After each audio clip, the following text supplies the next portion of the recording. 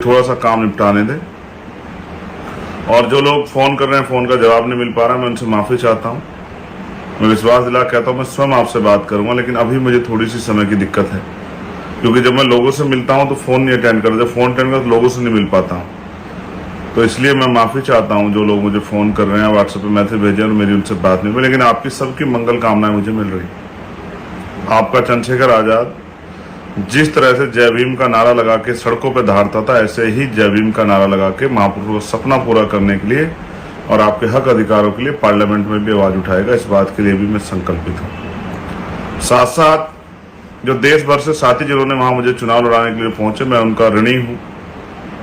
उन्होंने बहुत मेहनत की, ईद पे भी घर नहीं लौटे और तमाम त्यौहार पे, घर में परेशानियों पे, तमाम तरह की समस्या आई, लेकिन वो कभी घर नहीं भी लौटे। उन्होंने एक एक दिन जो है अपनी इस जंग में दिया। मैं उनका धन्यवाद करता हूं, उनके परिवारों का भी धन्यवाद करता हूं कि उनके बिना, उनके परिवारों के सहयोग के आसान नहीं था उनका वहां काम करना। जो लोकल के जो है नगीना लोकसभा के हमारे नेतागण हैं, मैं उनका भी धन्यवाद करता हूं। जो अन्य पार्टियां छोड़ के हमारे साथ जुड़े, मैं उन सबका भी धन्यवाद करता हूँ कि उन सबकी मेहनतें मेरी अकेले की नहीं है। मैं भीम आर्मी के हमारे राष्ट्रीय अध्यक्ष जी, राष्ट्रीय महासचिव जी, पार्टी के हमारे राष्ट्रीय महासचिव जी, कोषाध्यक्ष जी और तमाम हमारे साथी जो हैं, जो हमारे सचिव हैं, तमाम सबका मैं धन्यवाद देता हूं। एक एक कार्यकर्ता पदाधिकारी का धन्यवाद देता हूं और मैं सभी प्रदेश का धन्यवाद देता हूं, जिले से लेकर मंडल तमाम पदाधिकारी धन्यवाद देता हूं। मैं ये भी जानता हूं कि एक पैसा आपने जुटाया, हर प्रदेश ने थोड़ा थोड़ा पैसा दिया चुनाव लड़ाने के लिए। मैं विश्वास दिलाता हूं कि मैं आपकी मेहनत को और आपके सपनों को कमजोर नहीं पड़ने दूंगा। एक और बात जो मेरे दिल में है वो ये है, जो मैं आपसे कहना चाहता हूं, अभी कई स्टेटों में उपचुनाव होंगे। मैं अपने साथियों को आदेश के तौर पे या विचार के तौर पे या भविष्य की रणनीति के तौर पे कहना चाहता हूं कि वो आज से ही उपचुनाव की तैयारियां शुरू कर दें।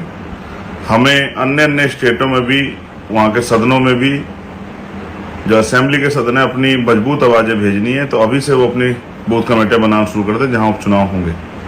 ये मेरा आपको आग्रह और निवेदन है कि अब आप कमर कस लें, अब किसी के भरोसे ना रहें। और जब नगीना के लोग कर सकते हैं तो देश भर के लोग कर सकते हैं, हर स्टेट के लोग कर सकते हैं, हर जिले के लोग कर सकते हैं, प्रदेश मंडल के लोग कर सकते हैं, ऐसा मेरा विश्वास है। बस काशीराम साहब की उस बात को मानना है, तमन्ना अगर सच्ची हो तो रास्ते हजार होते हैं, तमन्ना अगर झूठी तो बहाने हजार होते हैं।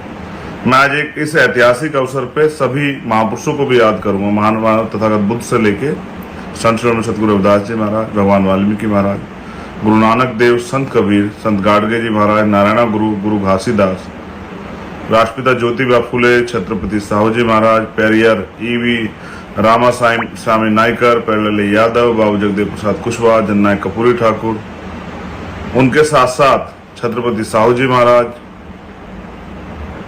उनको भी मैं नमन करता हूँ। माननीय काशीराम साहब को मैं नमन करता हूँ, बाबा साहब अम्बेडकर को मैं नमन करता हूँ।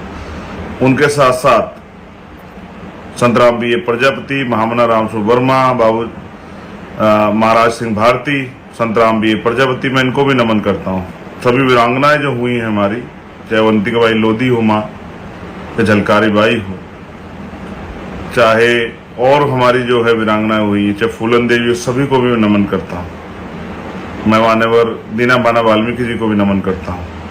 और मैं आपसे आग्रह करता हूँ मेरे भाइयों, जब नगीना कर सकता है तो आप भी कर सकते हैं। बस तमन्ना अगर सच्ची हो तो बहाने हजार होते हैं, झूठी तमन्ना अगर झूठी तो बहाने हजार होते हैं, तमन्ना अगर सच्ची हो तो रास्ते हजार होते हैं। बस अपने मन में संकल्प करो, बिना राजनीतिक ताकत के कैसे लड़ोगे। और जो देश में हमारे लोग रहते हैं उनको भी कहना चाहता हूँ, बहुजन आंदोलन कभी नहीं मरेगा, महापुरुषों के सपने कभी अधूरे नहीं रहेंगे। बस उनको सींचने वाले लोग चाहिए जिनके अंदर संकल्प हो, जो ठहर सकते हो, जो धैर्य रख सकते हो, जिनमें आलोचना सहने की, जिनमें अपमान सहने की हिम्मत हो, जिनके अंदर बल हो कि वो अपने जीवन को समाज के नाम समर्पित करें।